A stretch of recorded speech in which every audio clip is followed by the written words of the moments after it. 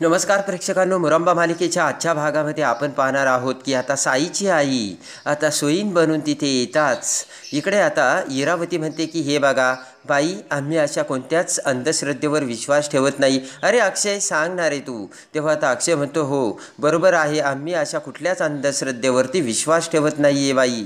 हसतच साईची आई म्हणते की कुठलीही अंधश्रद्धा घेऊन बसलेत तुम्ही. आणि लगेच आता साईची आई म्हणते की मी तुम्हाला अंधश्रद्धेसाठी कुठलेही अंगारे किंवा धुपारे देत नाही आहे. मी फक्त नजरेने सांगते की ही पोट्टी पोटूशी नाही म्हणून.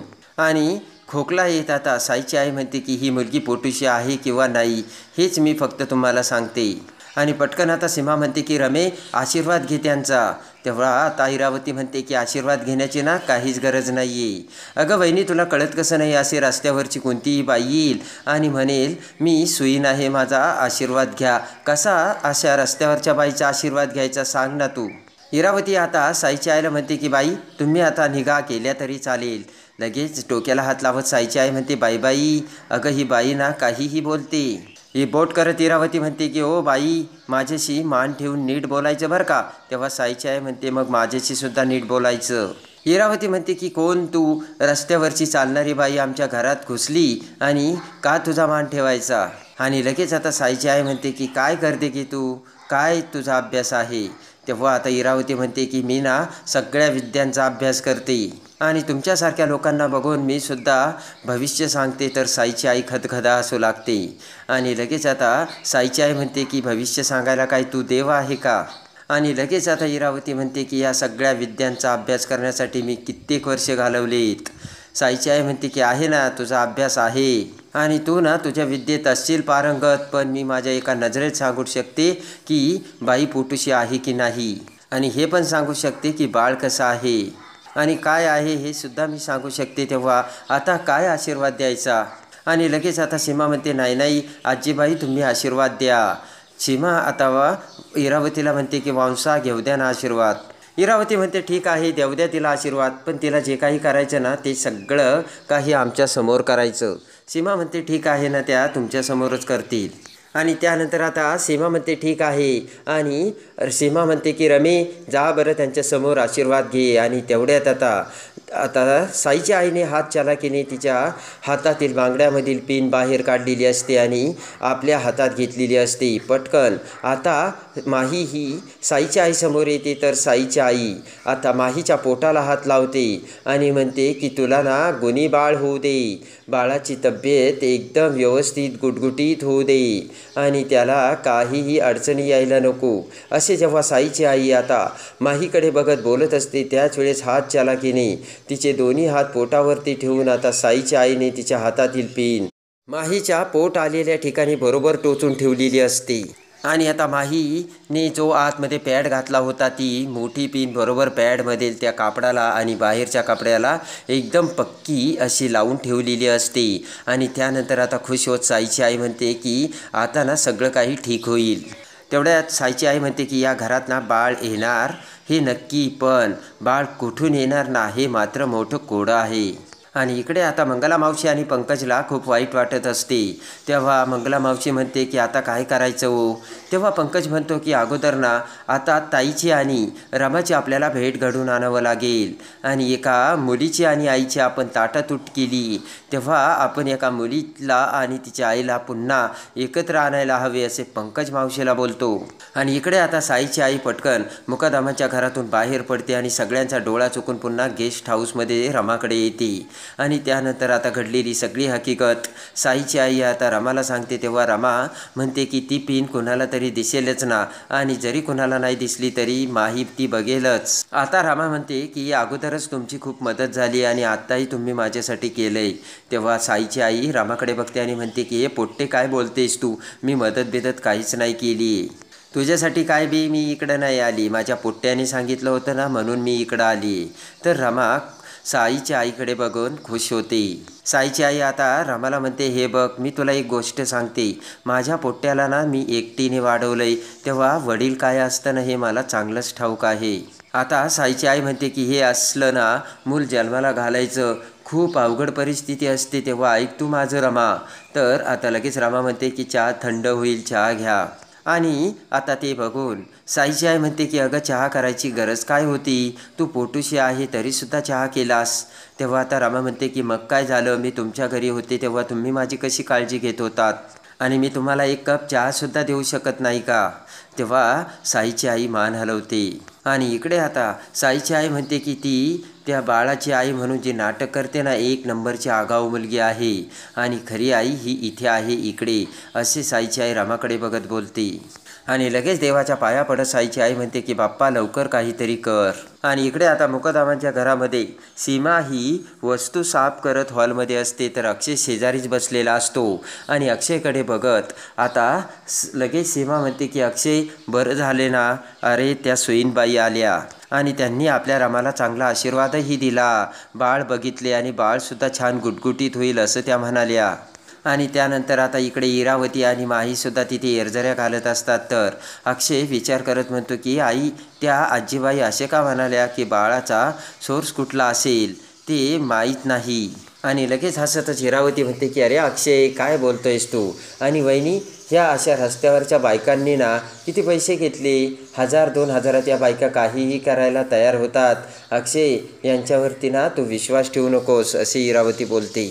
आणि अशा गोष्टी मनावर सुद्धा घेऊ नकोस बरं का अक्षय, तू यावरती काहीच विश्वास ठेवायचा नसतो. अक्षय म्हणतो नाही नाही, या अशा गोष्टींना मी मनावरच घेत नसतो.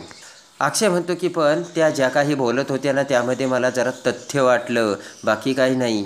आणि तेवढ्यात आता अक्षयचे लक्ष आता माही म्हणजे साईच्या आईने माहीच्या पोटाला लावलेल्या पिनकडे जाते. आणि तेवढ्यात हात करत आता अक्षय म्हणतो की रमा अगं तुझ्या कपड्याला पिन. आणि तेवढ्यात आता सीमा इरावती सगळेजण माहीच्या पोटाला कपड्यामध्ये पिन टोचलेली लावलेली आता ते सगळं बघतात. पटकन इरावती पळतच जाते आणि आता माहीच्या त्या ठिकाणी लावलेली पिन पटकन काढते. आणि लगेच आता अक्षय म्हणतो की अगं रामा पिन टोचलेली तुला कळलं देखील नाही.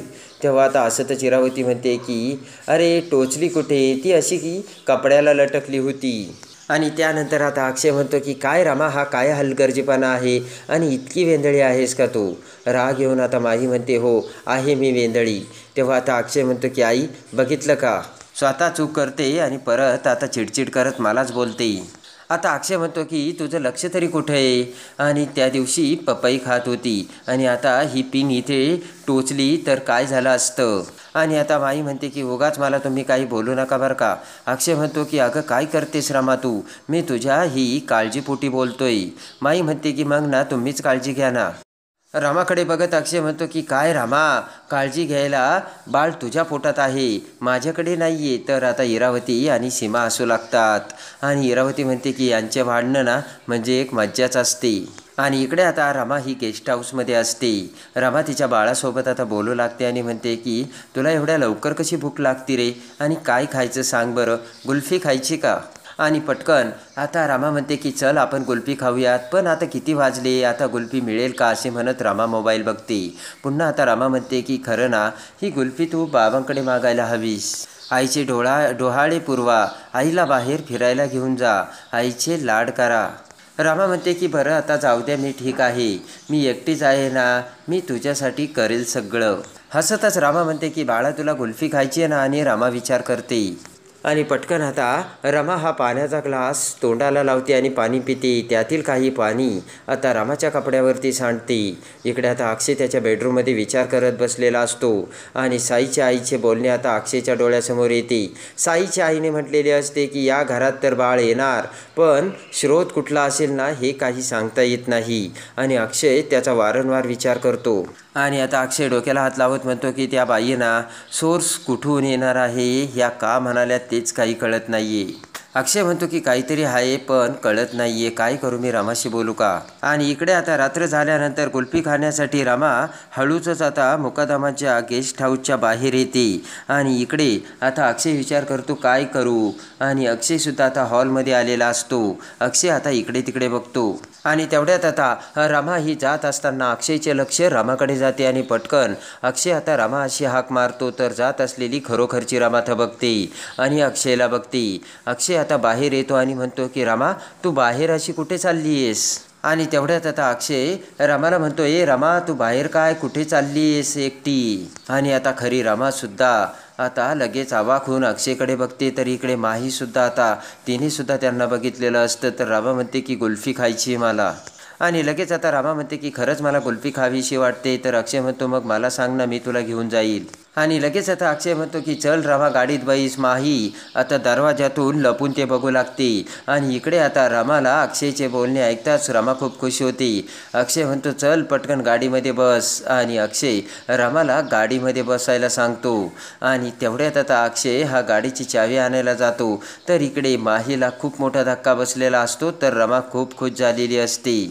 आणि त्यानंतर अक्षय आता गाडीची चावी आणून प्रेमाने रमाला कारमध्ये बसवतो. आणि अक्षय आता रमाला घेऊन कुल्फी खायला बाहेर निघून जातो. त्याच वेळेस आता माही त्यांच्याकडे बघत विचार करते की अक्षय बरोबर तर ही रमा गाडीमध्ये बसून गेली आणि आता मी काय करू. ताडताडचं पाय आपटत माही आता थोडीशी बाहेर येते. तर इरावतीसुद्धा माहीला बघते.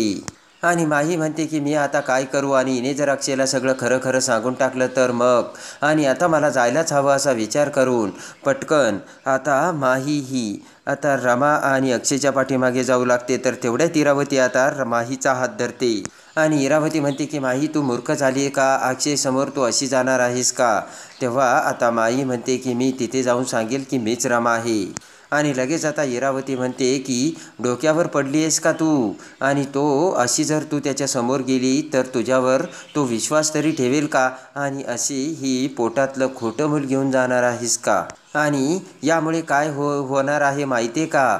माही आपण विणलेल्या जाळ्यामध्ये आपल्या स्ट्रॅपमध्ये आपण फसणार आहोत. कळतंय का तुला. असे इरावती सांगते. आणि इरावती म्हणते की हे बघ तुम्ही दोघींनी आता अक्षयच्या समोर जाऊन काहीच उपयोग नाही. आणि एका सेकंदात तो ओळखेल. पटकन ओळखेल तो खरी रमा ती आहे आणि खोटी रमा तू आहेस म्हणून. इरावती म्हणते की त्यावेळेस आपल्या हातात काहीच राहणार नाही आणि मग मी सुद्धा तुझी मदत करू शकणार नाही. माही म्हणते की कसं आपल्या हातात काही राहणार नाही. काय बोलतेस इरा तू. माही ओरडतच म्हणते की कसं शांत बसू. तो रमाला तिकडे घेऊन गेलाय. आता इरावती म्हणते की अगं हळू बोल माही, आपण अजून घराच्या आवारातच आहोत. आणि लगेच आता इरावती म्हणते की घेऊन गेला तिला ना तर घेऊन जाऊ दे ना. गेली ती त्याच्याबरोबर फिरायला, केला तिनं त्याच्यासोबत टाईम स्पेंड, तर तुला काय फरक पडतो. असे आता पटकन इरावती आता इकडे माहीला बोलती. आता इरावती म्हणते की तुला मेन काय हवं आहे माई. ही सगळी प्रॉपर्टी तुझ्या नावावर करायची आणि अक्षय तुझ्याबरोबर असला पाहिजे, बरोबर ना. आता इरावती म्हणते की त्याला जे काही सांगायचं ना ते मी बरोबर सांगितलंय. तेव्हा मी तुला सांगते माही, तो अक्षय ना अजिबात तोंड उघडणार नाही. आणि लगेच आता इरावती म्हणते की तेव्हा तू डोकं शांत ठेवून वाग, कळलं का तुला. आणि हळूहळू इरावती आता माहीचा राग शांत करते. माहीचा राग आता शांत होताच आता इरावती म्हणते की खुश आहे ना, कळलं ना आता तुला काही गोष्टी डोक्याने करायच्या असतात. इकडे आता अक्षय मोठ्या प्रेमाने रमाला आता बाजारात मार्केटमध्ये आणतो. आणि प्रेमाने अक्षयने आता रमासाठी एक आणि त्याच्यासाठी एक 2 कुल्फी घेतलेले असतात. आणि अक्षयने आता 2 कुल्फी आणलेल्या असतात. एक तो रमाला देतो आणि दुसरी स्वतः खाऊ लागतो. तेवढ्यात आता लगेच रमा म्हणते फक्त 2च आणल्या. तर अक्षय रमाकडे बघत म्हणतो की अशा किती खायच्यात, आपण दोघंच तर आहोत. आणि लगेच रमा पोटाला हात लावत म्हणते की बाबा. त्यानंतर आता रमा म्हणते की बाळा, बाबा तुला विसरलेच वाटतं. आणि लगेच आता अक्षय रामाच्या पोटाकडे बघतो आणि म्हणतो की अरे हो हो बाळा, अरे मी आईचे लाड पुरवण्यामागे तुला तर विसरूनच गेलो होतो. आणि लगेच बाळाची ॲक्टिंग करत आता रमा म्हणते की मग दे मला एक कुल्फी. आणि लगेच आता अक्षय म्हणतो की पुन्हा एक कुल्फी हवी. तर रमा म्हणते हो, जसे आई तशी बाळ. आणि लगेच आता रमा म्हणते की पुढचे काही महिने तर ठीक आहे, पण आता तुम्ही फक्त एकच कुल्फी आणली तर खातो आम्ही दोघे मिळून एकच कुल्फी. तर अक्षय खुश होतो. आणि लगेच आता अक्षय म्हणतो की रमा, तू म्हटली ना मला कुल्फी खावीशी वाटते म्हणून मला खूप छान वाटतं. आणि मला एवढं छान वाटलं की मला वाटलं चला काहीतरी खाण्याचे तर डोहाळे लागले. आणि अक्षय म्हणतो की माझ्या डोक्यात विचारच चालला होता की रमाला डोहाळे का लागत नाही आहे आणि काहीतरी माझ्याकडे खाण्याचा हट्ट का करत नाही आहे ती. पण बरं झालं तू माझ्याकडे कुल्फी खाण्याचा आग्रह केला. आणि त्यानंतर आता रमा म्हणते की मी तुम्हाला एक सांगू का, मी न सांगताना कायम माझ्या मनातलं तुम्हाला कळायला हवं. तर अक्षय म्हणतो अरे क्या बात है. अक्षय म्हणतो की तुझ्या मनातलं मला सगळं कळतंय. तुझ्या मनातलं मला या अक्षयला नाही कळणार तर मग कुणाला कळणार. आणि अक्षय म्हणतो मी तुझे डोळे वाचू शकतो. तुझ्या मनात काय चाललंय ना, तुझे डोळे बघून मला कळू शकतं. आणि रमाचे डोळे भरून येतात आणि तेवढ्यात आता रमा म्हणते की मग माझ्या डोळ्यात बघून सांगा माझ्या मनात काय चाललंय. आणि त्यानंतर आता तेवढ्यातच अक्षयच्या हातातील कुल्फी खाली पडते. तर अक्षय म्हणतो की अरे बापरे. आणि तेवढ्यात आता रमा म्हणते काही हरकत नाही, ही एक कुल्फी आपण तिघे मिळून खाऊ आणि ही आपल्या आयुष्यातली कायमची आठवण असेल. आणि ते ऐकताच आता अक्षय प्रेमाने रमाच्या हातातील कुल्फी खातो आणि रमालाही ती खायला देतो. आणि ते प्रेमाचे क्षण दोघांनीही आपापल्या डोळ्यात वेचलेले असतात. आणि रमा अक्षय खऱ्या अर्थाने आज खुश झालेले असतात. तर अक्षयने रमाचे डोहाळे पुरवून रमाला कुल्फी खायला बाहेर घेऊन आणलेले असते. इकडे आता घरी माही खूप अस्वस्थ होत असते. माही इरावतीला म्हणते की मला ना आता दम धरवत नाहीये, ती रमा ना त्या अक्षयला खरं खरं सांगून टाकीन. आणि इरावती म्हणते की ती खूप हुशार आहे, तुझ्यासारखी हायपर होऊन नाही वागत. तेव्हा आता माई म्हणते तिने जरी नाही सांगितलं आणि अक्षयला कळलं तर. आणि इकडे आता माई म्हणते की तिने जरी सांगितलं नाही पण अक्षयला जर कळलं की ती रमा आहे म्हणून तर काय होईल, तुला कळतंय का इरावती? तू कसला विचार करतेस? आणि माही पुन्हा अस्वस्थ होऊ लागते. माहीच्या डोक्यात आता वेगवेगळे विचार येऊ लागतात. आणि पुन्हा आता माही लगेचच आता अक्षय आणि रमाकडे निघते. तेव्हा आता इरावती म्हणते कुठे चाललीस अगं, तुला काही वेळ लागलंय का? इरावती म्हणते की माझ्याकडे आता बिलकुल वेळ नाही आणि मला काही लपवायचे देखील नाही आहे, माझ्याकडे ना खूप कामं आहेत. आणि तुझी आता वायफट बडबड ऐकायची सुद्धा माझी इच्छा राहिलेली नाही आहे. आणि लगेच आता इरावती म्हणते की हे बघ आता आतमध्ये जा आणि पहिला ड्रेस बदल. रमाने जसा ड्रेस घातला ना तसाच ड्रेस घाल, नाहीतर ना अक्षयला 5 मिनिटात समजेल की रमाने कोणता ड्रेस घातला होता आणि रमाने एवढ्या लवकर ड्रेस कसा बदलला म्हणून. कळलं का तुला माही? तेव्हा आता माही पुन्हा इराकडे बघते. आणि इकडे आता माहीला खूप राग येतो. तडतड करत माही आता तिथेच पायऱ्यावरती बसून डोक्याला हात लावते. इरावती आतमध्ये निघून जाते. तर इकडे अक्षय कुल्फी खात आता रमाला म्हणतो की रमा तू इथे तर खूप छान वागते, माझ्याशी खूप छान बोलतेस, मग घरी माझ्याशी असं का वागत नाही आहेस तू?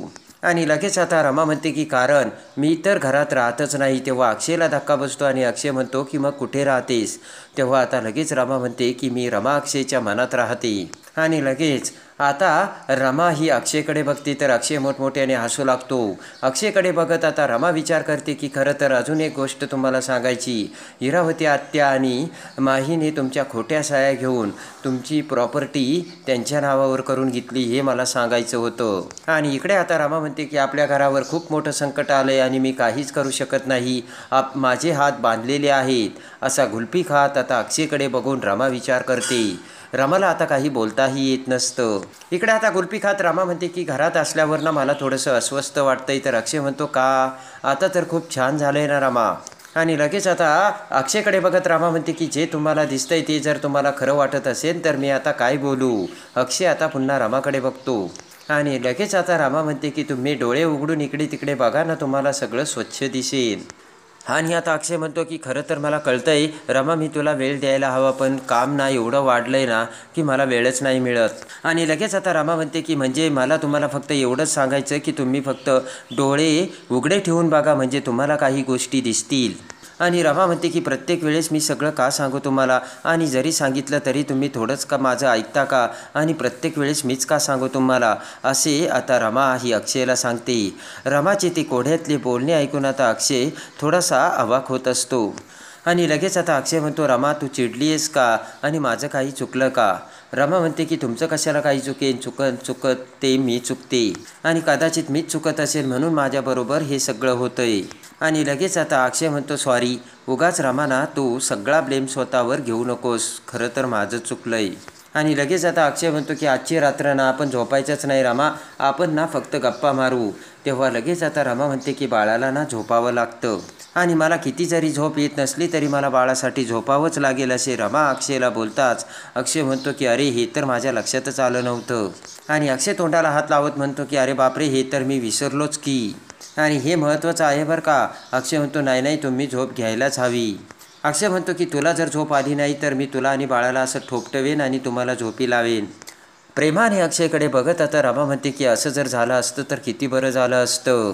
आणि इकडे प्रेमाने रमा अक्षयकडे बघत आता रमाला घेऊन अक्षय पुन्हा घरी येतो. आणि आता अक्षय रमाला घेऊन बेडरूममध्ये जातो. आणि लगेच आता अक्षय रमाला म्हणतो की रमा तर आता प्रेमाने रमा अक्षयला सांगते की एक बाप म्हणून सुद्धा तुम्ही खूप चांगले आहात आणि एक बाबा म्हणून सुद्धा तुम्ही खरंच खूप चांगले आहात. आणि त्यानंतर आता पुन्हा आता बेडरूममधून रमा ही जाऊ लागते. तर इरावती आता रमाचा हात धरते आणि म्हणते की रमा, एक दिवस तू अक्षयसमोर फिरली तर काय डोक्यावर बसलीस का? आणि इकडे रमाने अक्षयला सांगितलेले असते की एक बाबा म्हणून तुम्ही बाळाला खूप चांगलं सांभाळता आणि हे देखील मला माहिती आहे. आणि रमा जाऊ लागते. पण आता इकडे रमाने इरावतीला सांगितलेलं असतं की माझ्या नवऱ्यासोबत राहायचा मला पूर्ण अधिकार आहे. तेव्हा इरावती म्हणते की जास्त डोक्यावर बसू नकोस. तुला माहिती आहे ना, तू जर पुन्हा अक्षयसोबत वेळ घालवायचा आणि बरोबर जाण्याचा प्रयत्न केला ना, तुझ्या जवळच्या माणसांना एक एक करून मी संपवेन. तेव्हा आता रमाला धक्का बसतो. इरावती म्हणते की हे बघ, त्याच्यासोबत राहण्याचा तुला कुठलाही अधिकार नाही आहे. फक्त एक दिवस उपकार म्हणून मी तुला त्याच्यासोबत राहू दिलं, पण आता नाही. जास्त डोक्यावर बसू नको आणि जास्त लाडायचं सुद्धा नाही. नाही तर तुझी ही सगळी माणसं एक दिवस मी रस्त्यावर आणून त्यांना भिकारी बनवेल. ही इरावतीचे बोलणे ऐकताच आता रमाला धक्का बसतो. तेव्हा आता रमा अक्षयला तिची ओळख कशी पटवून देते हे बघण्यासाठी आणि अक्षयला खऱ्या रमाची ओळख आता कशी पटते हे बघण्यासाठी आपल्या चॅनलला लाईक करा, सबस्क्राईब करा.